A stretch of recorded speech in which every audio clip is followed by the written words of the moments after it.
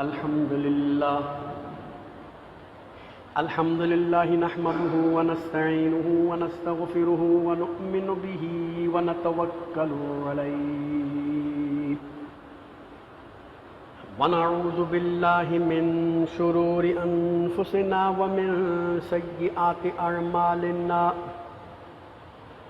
من يهده الله فلا مضل له ومن يضلله فلا هادي له ونشهد أن لا إله إلا الله وحده لا شريك له ونشهد أن سيدنا ومولانا محمدا عبده ورسوله بالهدى ودين الحق أرسله صلى الله تعالى عليه وعلى آله وصحبه وبارك وسلم أما بعد فأعوذ بالله من الشيطان الرجيم بسم الله الرحمن الرحيم فقد قال الله تبارك وتعالى في القرآن المجيد والفرقان الحميد وَإِن طَائِفَتَانِ مِنَ الْمُؤْمِنِينَ اقْتَتَلُوا فَأَصْلِحُوا بَيْنَهُمَا آمَنْتُ بِاللَّهِ صَدَقَ اللَّهُ مَوْلَانَا الْعَظِيمُ وَصَدَقَ رَسُولُهُ النَّبِيُّ الْكَرِيمُ وَنَحْنُ عَلَى ذَلِكَ لَمِنَ الشَّاهِدِينَ وَالشَّاكِرِينَ وَالْحَمْدُ لِلَّهِ رَبِّ الْعَالَمِينَ۔ حمد و صلاۃ کے بعد قرآن مجید فرقان حمید کے 26ویں پارے کی سورہ الحجرات کی آیت نمبر 9 کا ایک حصہ، ایک ٹکڑا، ابتدائی ٹکڑا آپ کے سامنے تلاوت کرنے کے شرف حاصل کیا ہے۔ اللہ تبارک و تعالیٰ سے دعا ہے کہ وہ مجھے اس کے حوالے سے حق کہنے، آپ کو سن کر سمجھنے، یاد رکھنے اور اس میں سے حاصل ہونے والی گفتگو کے ذریعے اپنے عقائد، اپنے اعمال، اپنے معمولات کی اصلاح کی توفیق رفیق مرحمت فرمائے۔ وما توفیقی الا باللہ العلی العظیم۔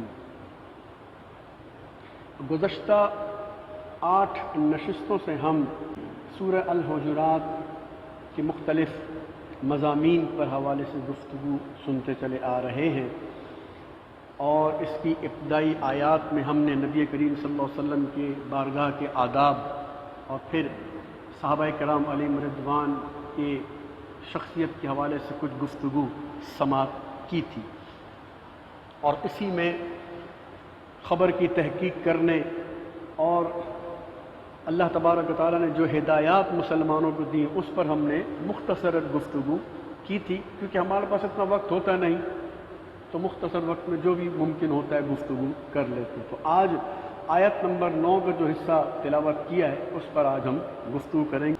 چنانچہ آج 5 اگست 2022 بمطابق 6 محرم الحرام 1444 ہجری اس سلسلے کی 9ویں نشست کے ساتھ میں آپ کے سامنے حاضر ہوا ہوں۔ اللہ تعالیٰ ارشاد فرماتا ہے وَإِن طَائِفَتَانِ مِنَ الْمُؤْمِنِينَ اقْتَتَلُوا، تو اگر مسلمانوں کے 2 گروہ آپس میں لڑ پڑے، فَأَصْلِحُوا بَيْنَهُمَا، تو تم ان میں صلح کرا دو۔ یہاں پر اللہ تبارک و تعالیٰ نے ایک معاشرے کے اندر آدمی جب رہتے ہیں اور اس میں مختلف زبانیں بولنے والے ہوتے ہیں، مختلف طبقات سے تعلق رکھنے والے ہوتے ہیں، مختلف علاقائی قومیتوں سے تعلق رکھنے والے ہوتے ہیں، الگ رسم و رواج گزارنے والے ہوتے ہیں، تہذیب، تمدن، کلچر وغیرہ یہ تمام مختلف جگہوں کا مختلف ہوا کرتا ہے۔ لیکن اگر وہ اسلام قبول کر کے یا مسلمانوں میں پیدا ہوئے اور اس کلچر کو لے کے چل رہے ہیں، مسلمان ہیں، تو اللہ تعالیٰ فرماتا ہے کہ اگر مسلمانوں کے 2 گروہ، 2 ٹولیاں، 2 گروپ آپس میں لڑ پڑے کسی وجہ سے، تو فرماتا ہے فَأَصْلِحُوا بَيْنَهُمَا، تو ان دونوں کے درمیان صلح صفائی کرواؤ.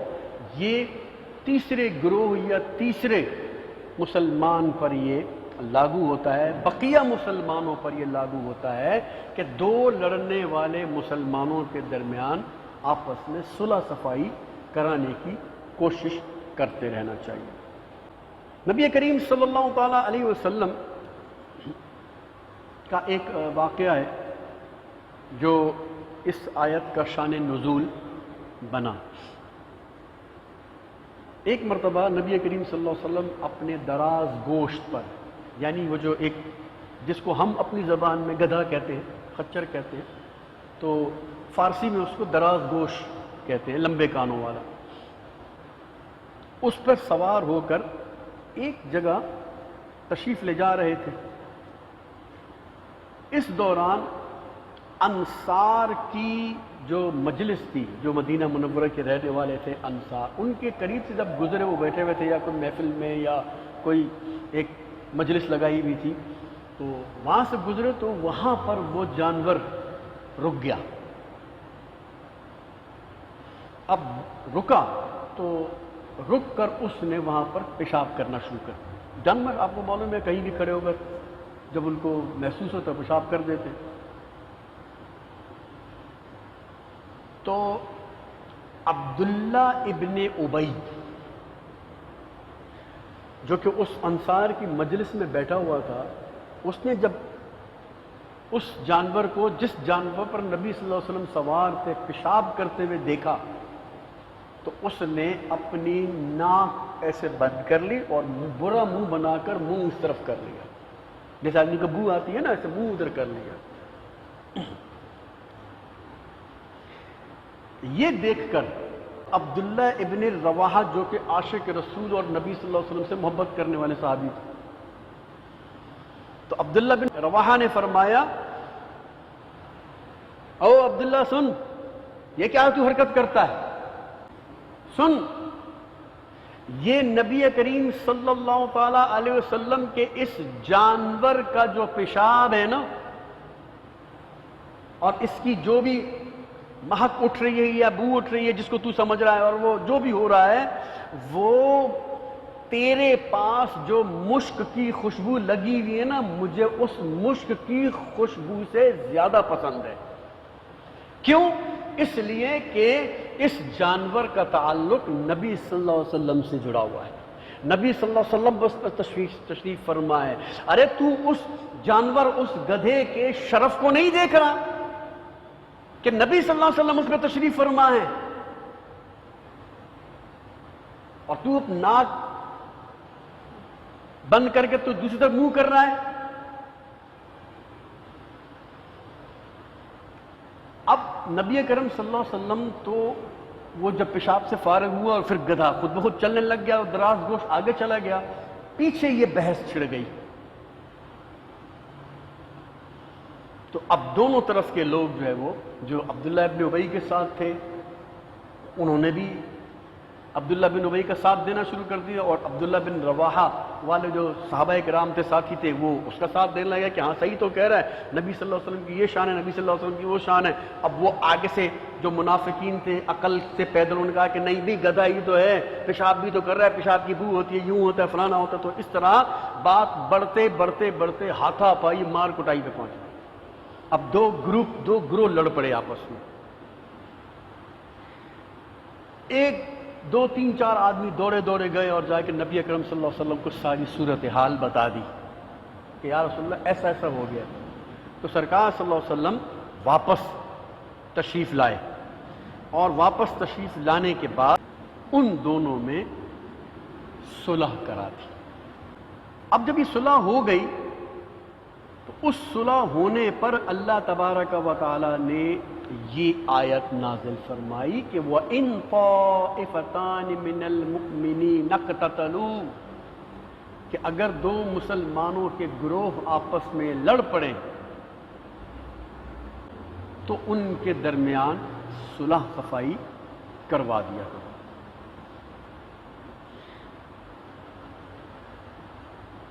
اب اگرچہ اس میں ابھی مزید آیتیں ہیں، لیکن میں ابھی اس ٹاپک کو اگلی نشستوں میں بیان کروں گا۔ اس حصے میں جو اللہ تعالیٰ نے بیان فرمایا اس سے کچھ باتیں ہمیں سیکھنے کو ملتی ہیں جو ہمارے معاشرے میں بھی ہوتی ہیں۔ جنگ، لڑائی، جھگڑا، فساد یہ گناہ کا کام ہے، یہ یاد رکھو۔ یہ ہونے کے باوجود، لڑائی جھگڑا ہونے کے باوجود اللہ تعالیٰ نے انہیں مومن ہی فرمایا، کافر نہیں کہا۔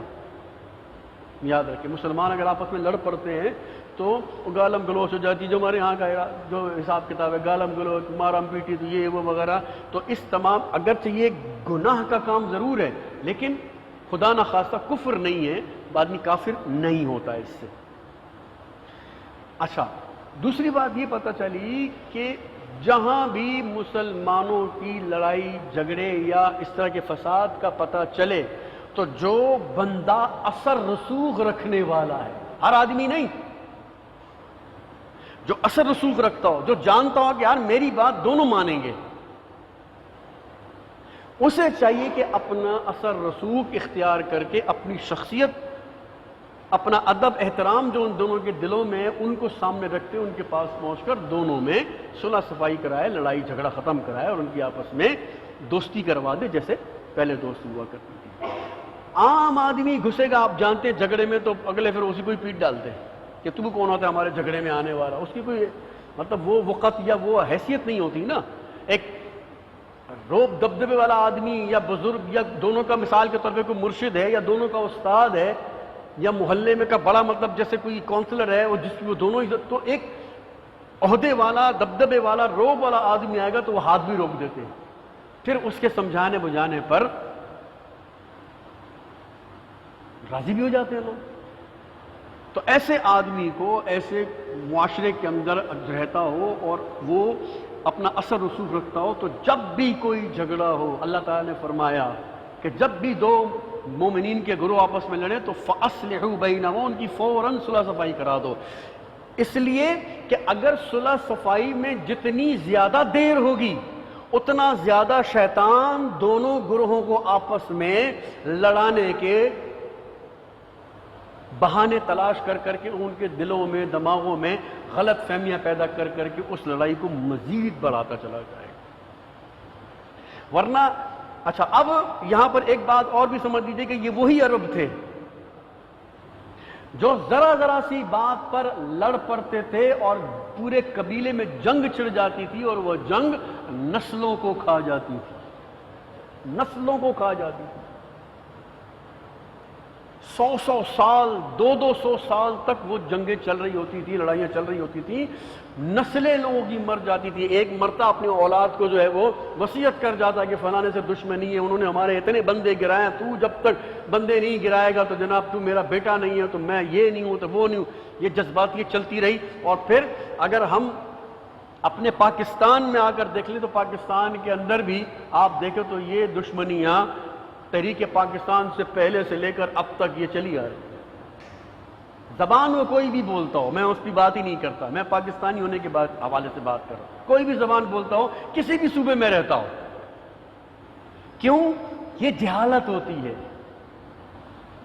جہالت ہوتی ہے لڑائی جھگڑا بڑھانا۔ تو اسی لیے اس کو عربوں کی جاہلیت کے دور کی نشانی کہا جاتا ہے۔ لیکن نبی کریم صلی اللہ علیہ وسلم نے ان کی ایسی تربیت فرمائی، جیسا کہ میں پچھلی نشستوں سے آپ کو بتاتا ہوا آ رہا ہوں کہ ایسی تربیت فرمائی کہ سرکار صلی اللہ علیہ وسلم نے ایک مرتبہ ان کی صلح کرائی، وہ آپس میں دوبارہ ویسے ہی بن گئے بھائیوں کی طرح، غلط فہمیوں ان کی دور، لڑائی ختم۔ تو مسلمانوں کو میرے بھائیوں ایسے ہی رہنا چاہیے۔ اچھا، غلط فہمی کی وجہ سے اس آیت سے یہ بھی پتہ چلا، غلط فہمی کی وجہ سے بادشاہ اسلام کی مخالفت یا اس سے جنگ کرنے والا کافر یا فاسق نہیں ہوتا بلکہ وہ مومن ہی ہوتا ہے۔ اچھا، اب میں آپ کے سامنے صلح کرانے کے حوالے سے گفتگو کی ہے، اس پر میں کچھ باتیں آپ کے سامنے عرض کرتا ہوں کہ صلح صفائی کرانا یہ اللہ تبارک و تعالیٰ کو بہت زیادہ پسند ہے۔ کیوں؟ اس لیے کہ سب سے پہلی بات ہے کہ اس سے فتنے کی جڑ کٹ جاتی ہے، فتنہ ختم ہو جاتا ہے۔ شیطان مردود کو کھل کر اپنا کھیل کھیلنے کا موقع نہیں ملتا۔ آپ دیکھ لو، جن خاندانوں میں، جن علاقوں میں، جن برادریوں میں کوئی لڑائی چھڑ جائے اور جلد سے جلد ان کی جو ہے وہ صلح نہ کرائی جائے، تو وہ لڑائیاں خاندانوں میں پہنچ جاتی ہیں، اور جناب لوگ اپنی اولادوں تک کو وصیتیں کر کے چلے جاتے ہیں۔ اگر وہ سگے رشتہ دار ہوں تو سگے رشتہ دار بھی آپس میں ایک دوسرے کے لیے انتقامی کارروائیاں کرنے کی وصیت کر کے چلے جاتے ہیں، یا جناب اپنے بچوں کو قسمیں دے کر چلے جاتے ہیں کہ آپ فلانے کے گھر نہیں جاؤ گے، فلانے کا منہ نہیں دیکھو گے، فلانے کی شادی میں نہیں جاؤ گے، فلانے کی فوتگی، غمی، مرنے جینے میں نہیں جاؤ گے۔ اور یہ تمام چیزیں کون کر رہا ہوتا ہے؟ یہ شیطان مردود کر رہا ہوتا ہے۔ تو میرے بھائیوں، خدا نہ خواستہ یہ تو اللہ تبارک و تعالیٰ نے دو گروہوں، دو ٹولوں کے درمیان لڑائی کے حوالے سے بات کی ہے۔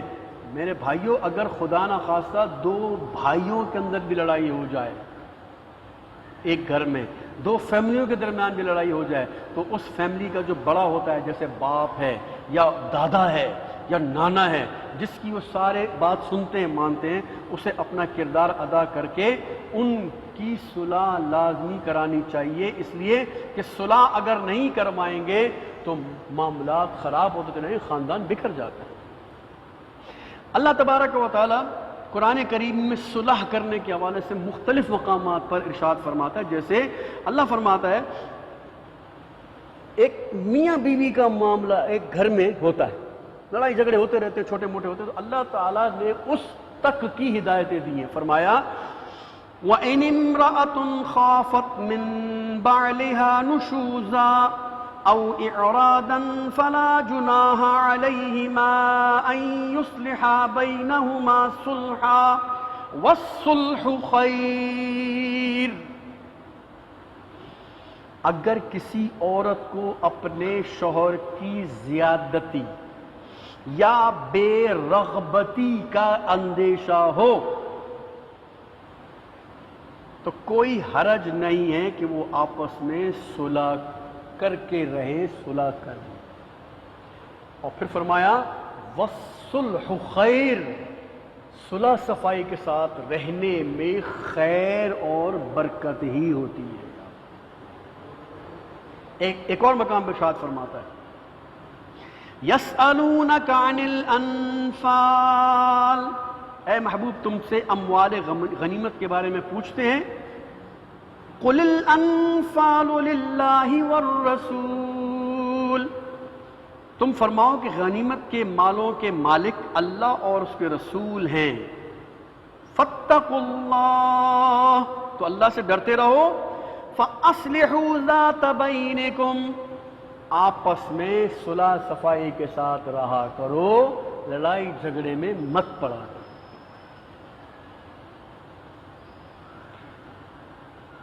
پھر فرمایا لا خیر فی کثیر من نجواہم الا من امر بصدقۃ او معروف او اصلاح بین الناس، جو لوگ آپس میں خفیہ مشورے کرتے رہتے ہیں لوگوں کو نقصان پہنچانے کے حوالے سے، تو ان مشوروں میں کوئی اللہ خیر نہیں رکھتا سوائے ان مشوروں کے جن مشوروں میں لوگوں کی بھلائی کا سوچا جا رہا ہو، جن میں لوگوں کی بھلائی کا سوچا جا رہا ہے، ان مشوروں کے سوا کسی مشورے میں اللہ خیر نہیں رکھتا، شر ہی ہوتا ہے اس میں۔ آپ ملک پاکستان کی حالت دیکھ لو، میں اگر مزید تفصیل میں جاؤں گا تو پھر ہو سکتا ہے کسی کے ذہن میں یہ بات آ جائے کہ یار یہ سیاسی باتیں کر رہے ہیں۔ یہ سیاسی بات نہیں ہے، یہ میرے اور آپ کی بات ہے بھائی، میری اور آپ کی بات ہے، میرے اور آپ کے ملک کی بات ہے۔ پچھلے 3 4 5 6 7 8 9 10 مہینوں سے جو کچھ ہو رہا ہے، جتنا پیسہ پانی کی طرح بہایا گیا، توڑ جوڑ کے لیے. میں آپ سے پوچھتا ہوں کیا اس میں سے 1 روپیہ بھی عوام کے لیے لگا؟ ایک سوال ہے، اپنے آپ سے پوچھئے. جس کو ہم نے منتخب کیا، کسی ایک نے بھی ہمارے محلے، ہمارے علاقے کی کوئی سڑک، کوئی گٹر، کوئی پانی کا مسئلہ یا کسی چیز کا کوئی مسئلہ حل کیا؟ کروڑوں روپے چلے کہ نہیں چلے؟ اربوں روپے چلے کہ نہیں چلے؟ وہ اربوں روپیہ کیا عوام کی فلاح و بہبود کے لیے استعمال ہوا کہیں پر بھی؟ اگر ہوا ہوتا تو کراچی پچھلے جولائی کے مہینے میں پانی میں ڈوبا ہوا نہیں ہوتا. اور ہم کراچی والے بھی جب تک اس میں ڈوب کر مریں گے نہیں تب تک ہمیں احساس نہیں ہوگا کہ ہم کیا کر رہے ہیں. جب تک مریں گے نہیں. ہم پاکستان والوں کا یہ حال ہے. ہمارے پاکستان کے پنجاب کے علاقوں میں سیلاب آ کے پورے پورے گاؤں اجاڑ کے چلے جاتے ہیں. غلط کہہ رہا ہوں؟ زمینیں، کھیت کی زمین جناب، زراعت کی زمین، کھیتیاں، باغ، مکانات، جانور، کیا کیا بہا کے لے جاتا ہے. لیکن پھر جب الیکشن ہوتے ہیں اسی کو ووٹ دینے پہنچے ہوئے ہوتے ہیں لوگ جس کی وجہ سے وہ سارا بکھیڑا پھیلا ہوا. اچھا، اب یہ لوگ، میں وہی بات کر رہا ہوں کہ لا خیر فی کثیر من نجواہم، ان کے صلاح مشورے کیا ہو رہے ہوتے ہیں. میں آپ کو کچھ بھی نہیں بتاتا، آپ ٹیلی ویژن پہ خبریں دیکھتے رہیں. ان تمام صلاح مشورے میں اس کو توڑ لو، اس کو جوڑ لو، اس کو اتنا دے دو، اس کو اتنا دے دو، اس کو وہاں سے ہٹا دو، اس کو ہٹا دو، یہ کر دو، وہ کر دو. ان تمام مشوروں میں پاکستان پر کوئی خیر نازل ہوئی ہے؟ آپ سے سوال کروں، اگر آپ پاکستانی ہو تو مجھے بتاؤ، کوئی خیر نازل ہوئی؟ اللہ نے پہلے ہی کہہ دیا ہے کہ ایسے مشورے جس میں لوگوں کی فلاح بھلائی نہ ہو رہی ہو، وہ مشوروں سے کبھی فائدہ نہیں ہوتا، کبھی نہیں ہوتا. لیکن اللہ فرماتا ہے وَإِصْلَاحٍ بَيْنَ النَّاسِ، لیکن جو اس میں آپس میں صلح کرانے، آپس میں نیکی کا حکم کرنے یا لوگوں کی فلاح و بہبود کا کام کرنے کے لیے مشورے کیے جائیں، اللہ فرماتا ہے اس میں میں خیر ڈال دیتا ہوں. حضرت ام کلثوم، اب میں حدیثیں سناتا ہوں 2-4، پھر وقت کم ہو رہا ہے میرا. حضرت ام کلثوم بنت عقبہ رضی اللہ تعالی عنہا فرماتی ہیں کہ سید المرسلین صلی اللہ علیہ وسلم نے فرمایا، وہ شخص جو لوگوں کے درمیان صلح کرانے کے لیے اچھی بات پہنچاتا ہے، اچھی بات کرتا ہے، اگر اس کے لیے کوئی غلط بیانی بھی کر جاتا ہے تو اس پر کوئی گناہ نہیں. دیکھو، اگر 2 مسلمانوں میں یا 2 گروہوں میں صلح کرانے کے لیے، ان کو واپس اللہ رسول کے احکامات پہ لانے کے لیے اگر کوئی خلاف حقیقت بات بھی کوئی کر دیتا ہے تو اس صلح کی برکت، کیونکہ اس کی نیت 2 مسلمانوں کو ملانے کی ہے، تو وہ کوئی غلط بیانی بھی کر دیتا ہے، خلاف حقیقت بھی کوئی بات کر دیتا ہے، تو اللہ کے حبیب فرماتے ہیں کہ اس پر کوئی گناہ نہیں. اور 2 مسلمانوں کو توڑنے کے لیے، 2 مسلمانوں میں غلط فہمی پیدا کرنے کے لیے، 2 مسلمانوں کی آپس کی محبت کو توڑنے کے لیے بولا گیا سچ بھی شریعت میں فتنہ کہلاتا ہے. یاد رکھو، ایسا سچ جس سے فتنہ پھیل سکتا ہو، ایسا سچ جس سے جھگڑا ہو سکتا ہو، ایسا سچ جس سے فساد ہو سکتا ہو، اس سچ کو اللہ تبارک و تعالی قبول نہیں فرماتا. یار، تو ہم معاشرے میں رہتے ہیں میرے بھائیوں، یہ معاشرے کی باتیں ہیں جو اللہ تعالی ہمیں سکھا رہا ہے، اس کا حبیب ہمیں سکھا رہا ہے. حضرت ابو دردہ رضی اللہ تعالیٰ عنہ فرماتے ہیں کہ رسول کریم صلی اللہ علیہ وسلم نے ارشاد فرمایا، کیا میں تمہیں ایسا کام نہ بتاؤں جو درجے میں روزے، نماز اور زکوٰۃ سے بھی افضل ہو؟ عرض کی گئی یا رسول اللہ صلی اللہ علیہ وسلم کیوں نہیں، آپ بتائیے ہمیں. فرمایا مسلمانوں کے درمیان صلح صفائی کرواتے رہنا. درجے میں نماز روزہ زکوٰۃ سے بڑھ جاتا ہے۔ اب ذہن میں سوال پیدا ہو سکتا ہے کہ پھر ہم لوگ نمازیں چھوڑ دیں، زکوٰۃ دینا چھوڑ دیں، روزے چھوڑ دیں؟ نہیں نہیں، یہ مطلب اس کا نہیں ہے۔ آپ نے نماز پڑھی، ایک اپنے آپ سے سوال کیجئے اور سمجھیے، آپ نے نماز پڑھی، کیا اس کا ثواب آپ کے بھائی کو پہنچے گا؟ ہاں یا نہ؟ نہ۔ کیا آپ کے باپ کو پہنچے گا؟ نہیں۔ آپ کے بیٹے کو پہنچے گا؟ نہیں۔ آپ نے روزہ رکھا، اس کا ثواب، اس کا فائدہ آپ کے باپ کو، آپ کی ماں کو، آپ کی بہن کے، آپ کے بھائی کو، آپ کے دوست کو، رشتہ دار کو، کسی کو پہنچے گا؟ نہیں۔ لیکن دو مسلمانوں میں آپ نے صلح کرا دی، آپ کا یہ عمل آپ سے نکلا اور دو مسلمانوں کو فائدہ پہنچایا اس نے۔ دو فیملیاں لڑ پڑی، خاندان لڑ پڑے، اور ہر فیملی کے اندر کسی میں 5 افراد ہیں، کسی میں 8 افراد ہیں، وہ دونوں کسی غلط فہمی میں لڑ پڑے، ایک مسلمان جا کے اسد رسوخ والا جا کے ان دونوں کے درمیان صلح کرا دیتا ہے۔ بولو 8 اور 5 کتنے ہوئے؟ 13 افراد۔ اس ایک عمل نے 13 افراد کو فائدہ پہنچایا، جبکہ نماز کتنوں کو فائدہ پہنچا رہی ہے؟ جس نے پڑھی اسی کو ہی فائدہ پہنچ رہا ہے۔ اور اسی طرح اگر قبائل میں، برادریوں میں لڑائی چھڑ جائے اور ان برادریوں میں کوئی 2 4 5 آدمی مل کر صلح کرا دیں، تو ایک برادری کے اندر 100 افراد ہیں، دوسری برادری کے اندر 500 افراد ہیں، تو بولو یہ 500 اور 100 مل کے 600 افراد ہو گئے۔ ان 600 افراد کو 4 5 آدمی جو ہے وہ حسر رسوخ والے جا کے صلح کرا دیتے ہیں۔ مجھے بتاؤ، ان 5 افراد میں مسجد میں نماز پڑھی تو ان کو ایک ایک اپنی نماز، صرف ان کی ذات کو فائدہ ہوا، لیکن انہوں نے 2 قبیلوں، برادروں میں صلح کرا دی تو 500 افراد کو اس عمل نے فائدہ پہنچایا۔ اسی لیے فرمایا کہ نماز روزے سے افضل ہوگا وہ عمل اگر تم مسلمانوں میں صلح صفائی کر رہے۔ اب اگر اس کو الٹا کر لو، اس کو الٹا کر لو، جو 2 مسلمانوں میں، 2 خاندانوں میں، 2 قبیلوں میں غلط فہمیاں پیدا کراتا ہو، حاجی صاحب بھی ہو، سفید داڑھی بھی ہو، مسجد میں آ کے جماعت سے نماز بھی پڑھتا ہو، اور فارغ ہونے کے بعد اس کو لگا کر ٹھڈے کرواتا ہو، میں آپ سے پوچھتا ہوں، بتاؤ اس کی نماز، اس کے روزے کا اس کو کیا فائدہ ملے گا جب وہ مسلمانوں کے اندر لڑائی جھگڑے کروا رہا؟ تو دونوں رخ سے سوچنا چاہیے، دونوں اینگل سے دیکھنا چاہیے، میرا کردار کیا ہے، میں اپنے اس معاشرے کے اندر، اس محلے کے اندر، اس خاندان کے اندر، قبیلے کے اندر، برادری کے اندر کس طرح رہ رہا ہوں۔ بندے کو سوچنا چاہیے، دیکھنا چاہیے۔ قرآن تمہیں بتا رہا ہے، میں نہیں بتا رہا، میں قرآن کی آیتیں سنا رہا ہوں، نبی صلی اللہ علیہ وسلم کی حدیثیں سنا رہا ہوں آپ کو۔ تو میرے بھائیوں، اللہ کی بتائی ہوئی تعلیمات کے اندر رہتے ہوئے،